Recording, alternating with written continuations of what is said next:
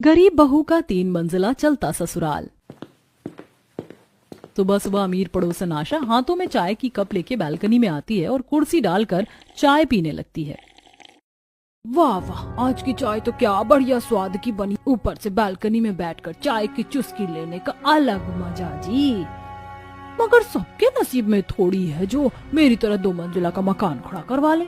घमंडी आशा ये ताना चौखट पर बैठी पार्वती को सुनाती है, जिसका पूरा परिवार किसी तरह किराए के मकान में टाइम काट रहा था।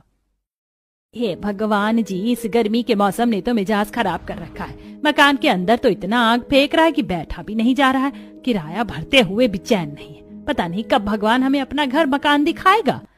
पार्वती के मकान की इच्छा जताते आशा को ताना मारने का मौका सा मिल गया। हाँ, बिल्ली के ख्वाब में चिचू, खाली मुंह से बोलने से मकान नहीं बनता पार्वती। 1 मंजिल बनाने में भी लाखों रुपए का खर्चा लगता है। वैसे तो भगवान ने तुमको 2 बेटे दे रखे, लेकिन दोनों में से कोई भी लायक नहीं। मेरे नवीन ने अकेले अपनी कमाई से 3 मंजिल का मकान बनवाया है। अच्छी बात है आशा बहन, जो तुम्हारे बेटे ने घर द्वार बनवा दिया, लेकिन तुम्हारे बेटे की तरह मेरा बेटा कोई बड़ा बिजनेसमैन नहीं। दिन भर धूप में वैन चलाता है और उतनी आमदनी में हम सबको खिला रहा है, किराया दे रहा है। बाकी भगवान ने चाहा तो बहुत जल्दी मेरे दोनों बेटे भी कहीं ना कहीं मकान कर ही लेंगे। अच्छा, मैं चलती हूँ, मेरी सफाई वाली आ रखी है, 3-3 मंजिल की सफाई करवानी है। दरअसल आशा हमेशा ही पार्वती के आगे अपने 3 मंजिल के मकान का दिखावा करती ताकि उसे नीचा दिखा सके, लेकिन पार्वती हमेशा सहजता ही दिखाया करती थी। जहां प्रदीप शहर में कमाने गया था, वहीं विनोद वैन चलाता था, जिसके अगले उसे महीने के 10 से 12 हजार की तनख्वाह मिलती थी, जो कि इतने बड़े परिवार का पेट भरवाने में खर्च हो जाता। ये तो सभी जानते हैं, कमरा जितना सस्ता हो सुविधाएं उतनी ही कम होती है। पूरा परिवार एक कमरे के अंदर गुजारा करता था, जिसकी छत चादर सी पतली थी। उसमें भी कई जगह छेद थे, जिसमें से धूप की किरण सीधे कमरे के अंदर आती।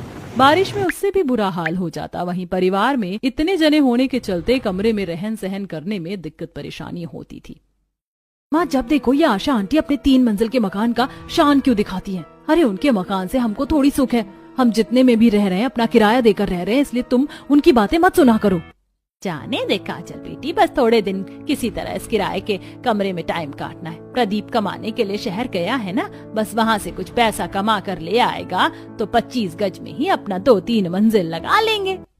कथा, अभी तक खाना बना नहीं है क्या?